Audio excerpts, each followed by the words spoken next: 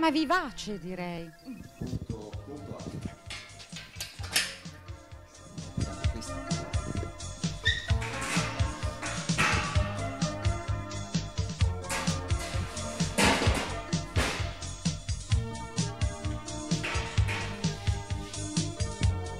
Faticosissimo, eh?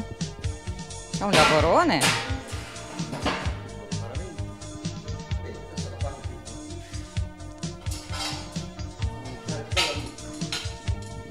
L'alambicco, amici, incredibile, come dicevano i fichi d'India. Beh, vabbè, siamo anche in tema. Sauro, da questi 20 circa chili di rosmarino che abbiamo messo in ebollizione, tu stai morendo, voi non lo vedete, sta morendo e anche chiacchierare nel frattempo dopo tutta sta fatica. Da questi 20 chili quanto olio essenziale estraiamo? Se tutto andasse bene dovremmo ricavarne un 120-150 ml. Considerato che mi ci farò la doccia, insomma vado bene per una settimana. Il marito del rosmarino mediamente oscilla sullo 0,3-0,4%, salvo casi particolari, che è già una buona resa. Quindi vediamo un pochettino oggi cosa ci dà questa pianta. Avviciniamo adesso la buretta, questa è delicatissima.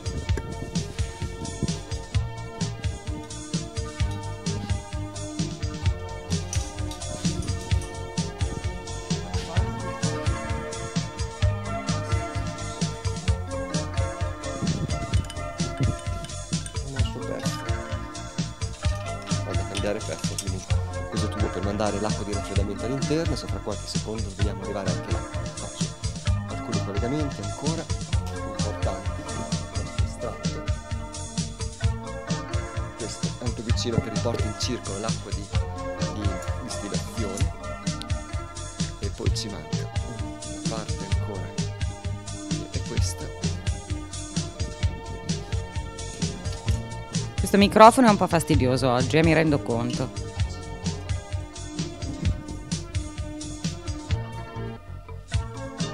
Questo permette invece la continuazione della nostra acqua di raffreddamento dalla buretta alla prima parte della lampadina.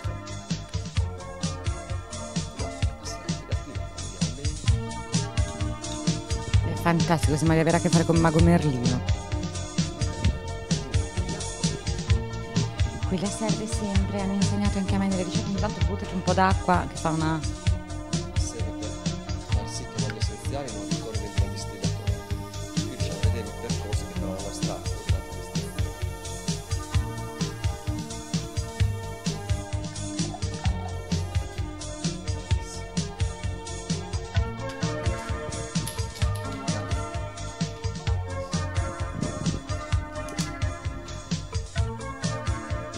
buretta al distillatore.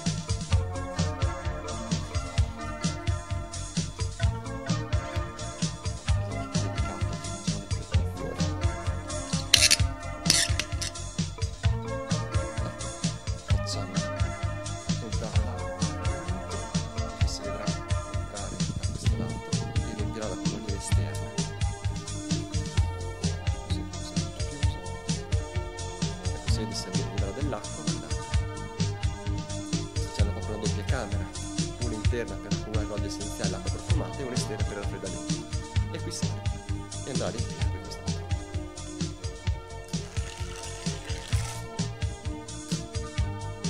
Adesso dobbiamo solamente aspettare che inizi il nostro olio ad uscire, quindi ci vuole un po' di tempo.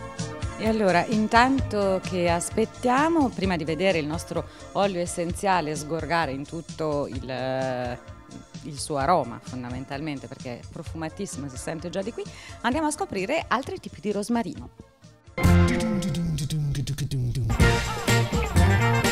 E continuiamo il nostro viaggio alla scoperta della pianta più magica che c'è, perché almeno a quello che ho potuto capire favorisce i matrimoni, decreta la morte di chi la pianta, tutto sommato se non è magica lei, non so chi possa esserlo. Allora, mentre il nostro distillatore sta lavorando per produrre l'olio essenziale, noi vediamo questo che rosmarino è un po' diverso dall'altro, Sauro. Questo è il classico rosmarino che tutti quanti conoscono e spesso hanno a casa, in vaso, in terra, per l'arrosto. È un rosmarino a portamento molto più eretto, questo è il vero rosmarino officinale, con profumo molto intenso, sviluppo in alto della pianta, si ramifica ma si allarga anche moltissimo, cresce molto in altezza, e il rosmarino che usiamo non solo per l'arrosto ma anche per tanti altri impieghi. È quello più comune, diciamo così, che nei decenni, nei secoli si è diffuso nei nostri ambienti, nei nostri territori.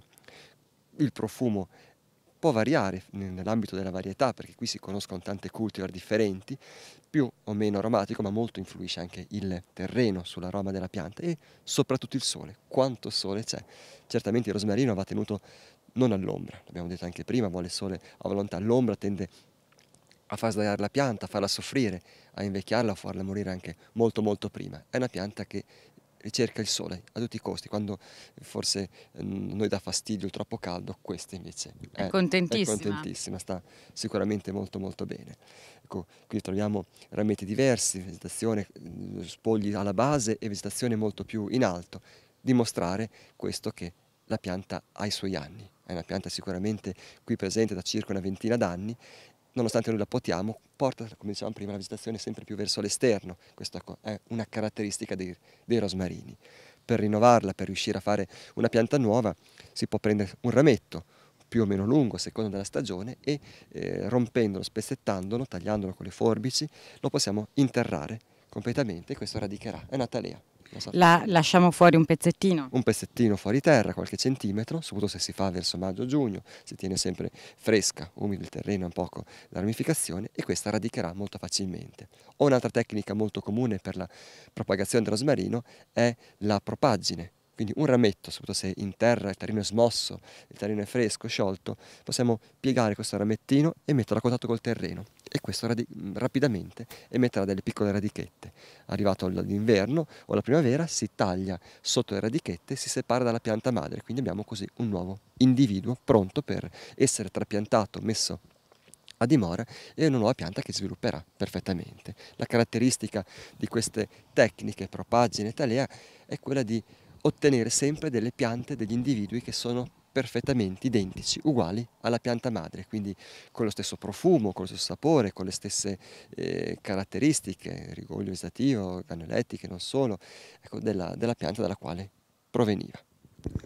E allora abbiamo scoperto i segreti del rosmarino, quello che troviamo in tutti i cespugli, anche domestici. Adesso direi che è quasi il momento di andare a vedere se è pronto il nostro estratto, quello a cui abbiamo lavorato poco fa, e spiegare anche magari come potremo usarlo.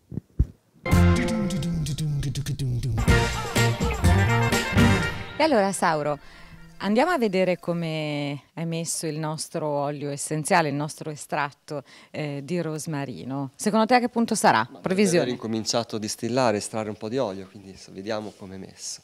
Beh, Eccolo. si vede, si dovrebbe riuscire a far vedere anche ai telespettatori, questa parte opaca, più oleosa, con densità diversa da quella dell'acqua che è sotto, è il nostro olio essenziale che sta uscendo. È il nostro preparato, colore non limpido, a volte biancastro come in questo caso, altre volte leggermente più giallognolo, è la nostra essenza, quindi concentratissimo, quel profumo che noi sentiamo, abbiamo sentito osservando le piante, sentendo, stropicciando, strofinando le foglie, ma anche rompendo i rametti del rosmarino, l'abbiamo qui concentrato tutto quanto.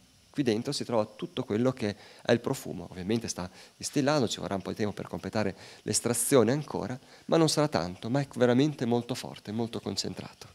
E si può già usare? Possiamo già utilizzarlo così tal quale, è pronto per la sua applicazione, ma se lo lasciassimo maturare un pochettino, quindi questo olio essenziale si conservasse per qualche settimana, qualche mese in delle bottigliette di vetro scuro, in un locale buio, migliorerà sicuramente il suo profumo, il suo aroma sarà anche più gradevole. spesso quando si distilla il primo olio essenziale che esce, cioè quindi appena si estrae, soprattutto da pianta fresca, si sente questa nota un poco erbacea, un pochettino di fieno quasi, che poi si va a perdere pian pianino nell'arco delle settimane. È un po' come il vino, almeno gli esperti degli oli essenziali insegnano che anche questo deve maturare pian pianino, deve migliorare con il passare degli anni. E tu in mano hai un olio essenziale di rosmarino. Che è stato distillato nelle settimane passate, e questo è una parte di quello che uscirà da questo nostro distillazione. Senti un po'? Se non mi sposano con questo. Un bagno nel rosmarino. Apre veramente tantissimo il naso, visto che andiamo incontro all'autunno, all'inverno, magari è bene tenerlo. Il rosmarino, oltre a servire per l'arrosto, ha questi altri impieghi, queste altre applicazioni importanti, poco conosciute per certi aspetti, ma sono molto utili in fitoterapia, in farmaceutica, in medicina, quindi l'applicazione è importante, qualche volta da solo, ma più spesso mescolato con altri preparati, miscelato con altri preparati. Un uso che si faceva un tempo povero, banale, oggi quando lo racconto molti torcono il naso, è quello di fare un bagno nell'acqua di rosmarino, un pediluvio nell'acqua di rosmarino. Il profumo che rimane addosso è quello di rosmarino, forse poco piacevole, o ricordo sempre l'arrosto, però è importante per la nostra circolazione, per la nostra pelle, fondamentale, è utilissima, riattiva la circolazione. Lo si può mettere anche nel bagnoschiuma, nello shampoo, ad esempio, qualche goccia, e tante altre applicazioni ancora che si possono fare. Il rosmarino in una crema, in una pomata per la pelle, può essere nonché anche per le malattie respiratorie. Abbiamo tosse, abbiamo bronchiti, l'estratto è molto, molto utile, da solo o meglio ancora miscelato con altri preparati. E allora, abbiamo parlato di rosmarino, oggi abbiamo scoperto alcune delle proprietà di questa piantina che io conoscevo solo per l'arrosto, invece abbiamo scoperto che favorisce il matrimonio, quindi se siete lì, che insomma c'è qualcuno che è un po' restio a sposarvi, fate il bagno nell'acqua distillata di rosmarino, chi se ne frega se avete odore d'arrosto, perché comunque l'arrosto piace a tutti, a meno che non vi fidanziate con un vegetariano, che però apprezzerà il fatto che voi usiate gli oli essenziali come quello al rosmarino, quindi comunque lo mettete, il rosmarino va bene. Quindi Sauro ci ha spiegato anche come si può distillare. Qui abbiamo il nostro grande distillatore, viene un po' di caldo, non mi sento di toccarlo. Stiamo vedendo che intanto sta continuando a scendere il nostro distillato, il nostro olio essenziale di rosmarino, che non riusciremo a vedere la fine della distillazione, ma che poi alla fine finirà in una bottiglietta come questa, che si potrà usare in diversi ambiti, ma di questo parliamo con la nostra esperta. Intanto grazie a te Sauro per essere stato con noi oggi, grazie a voi, ci rivediamo alla prossima puntata, ciao!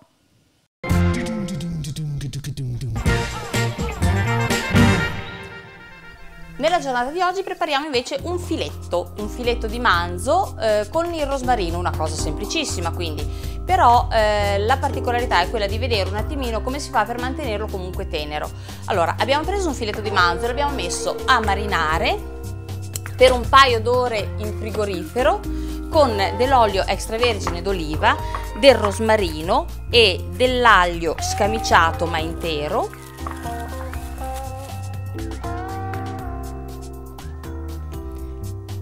Lo giriamo ben bene.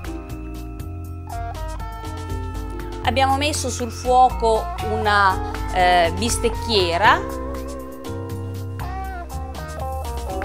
Andiamo a mettere sulla bistecchiera un pochino di rosmarino. Dopodiché vi adagiamo il nostro filetto.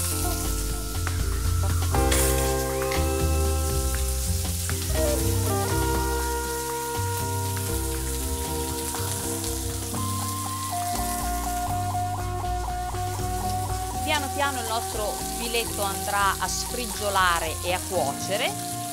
L'importante è questo che dicevamo appunto per poter mantenere tenera la carne, è quello di non andare mai a forare la carne, perché ogni volta che noi andiamo a forare il filetto fuoriesce del liquido e quella zona rimane un po' più stopposa, un po' dura. Voi calcolate che un filetto normalmente lo lasciate cuocere quei 2-3 minuti per parte e poi è pronto.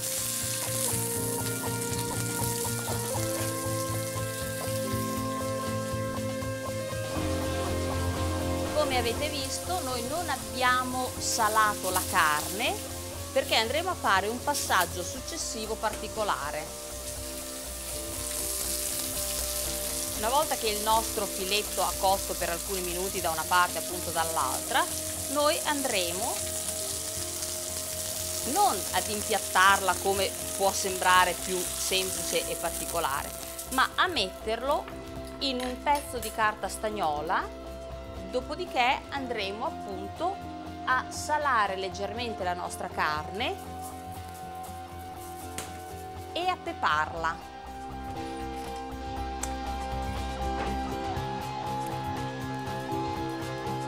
Chiudiamo il tutto per un minuto circa, un minuto e mezzo. Questo perché? Perché praticamente i succhi della carne creano un vapore che si amalgamano e all'interno della carne diventa tutto quanto omogeneo e rimane più tenero. Dopodiché, trascorsi questi minuti, andiamo semplicemente ad aprire il nostro pacchettino e a depositarlo. Come vedete non ha fatto neanche sangue perché noi non l'abbiamo forato e quindi in automatico non ha perso i suoi liquidi. Buon appetito!